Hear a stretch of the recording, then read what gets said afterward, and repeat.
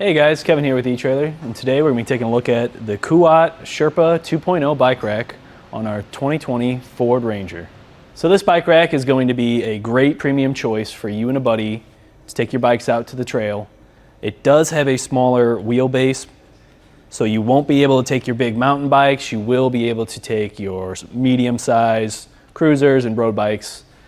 Now let's take a closer look at some of the features on this specific bike rack. So this bike rack has a per bike weight capacity of 40 pounds, and it's got two attachment points. You got your wheel loop right back here, and your ratcheting hook right up front here,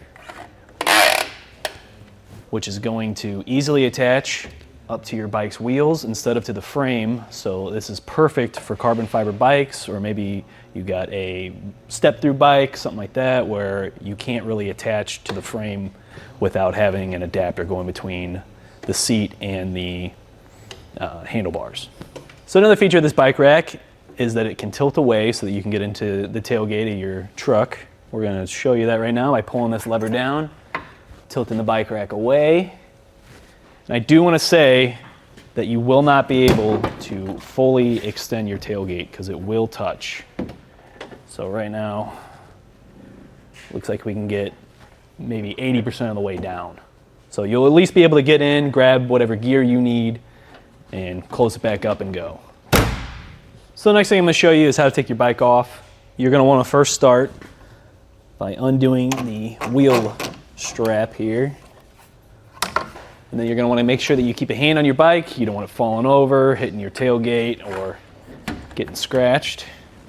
Put that down, and then you can take your bike out. All right, now that we have our bike off, we can start closing this back up. Before I do that, I do want to mention that there's different slots just to get a tight grip on your tires of your bike. So like with that carbon fiber one we just had, it's got a smaller grip space for it, and then this actually goes all the way up to a 3-inch tire. Pop that down, then we can come back here to our back wheel cradle. So this one is going to tilt side to side to kind of adjust to fit your bike's wheelbase. Put that strap back in.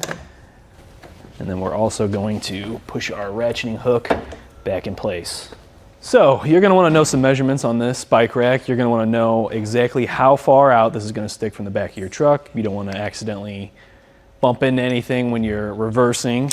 So the overall length from the bumper to the edge of this bike rack is going to be about 36 inches. Your ground clearance from the platform where the bikes are going to sit to the ground is about 27 inches.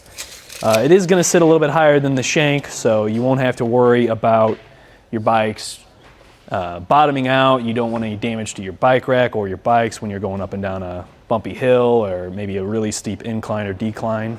All right, so now we're going to tilt this bike rack up and get some measurements. You'll just pull this handle, tilt it up. Once it's locked into place, now we'll take our measurements. So from the outside furthest edge up to the bumper is about 17 inches, and on the inside from our cradle or ratchet hook here up to the bumper is going to be about 6 inches. All right, so this bike rack is going to fit in your standard 2-inch hitch receiver. It's got a 2-inch shank. So it also comes with a hitch pin that is key-to-like to the lock that is up on our bike rack itself for your bikes. And then, so if you notice, there's a whole lot of movement right now, but luckily with this bike rack, it comes with an anti-rattle hitch knob here that we're just going to tighten up and eliminate all that side-to-side play that you'll have. So now I can't even get it to move at all. We're moving the truck and it's going right along with it. This is our test course. Let's start with the slalom. This shows side-to-side action, such as turning corners or evasive maneuvering.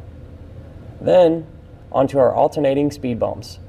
This shows twisting action, such as hitting curbs, potholes, road debris, or even uneven pavement. Last of all, the solid speed bumps. This shows up and down action, such as driving through a parking lot or parking garage, or driving in and out of a driveway.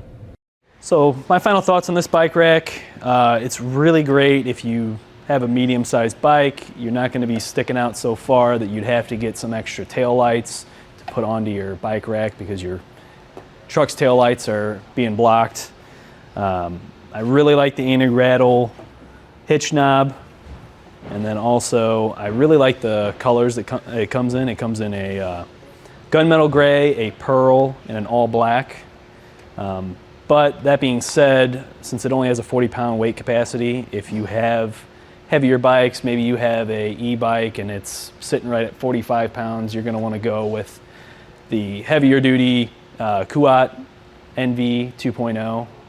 It has a 60-pound weight capacity, and it's going to help get your e-bikes out on the trail a lot better than this will. And that was a look at the Kuat Sherpa 2.0 bike rack on our 2020 Ford Ranger. My name's Kevin. Thanks for watching.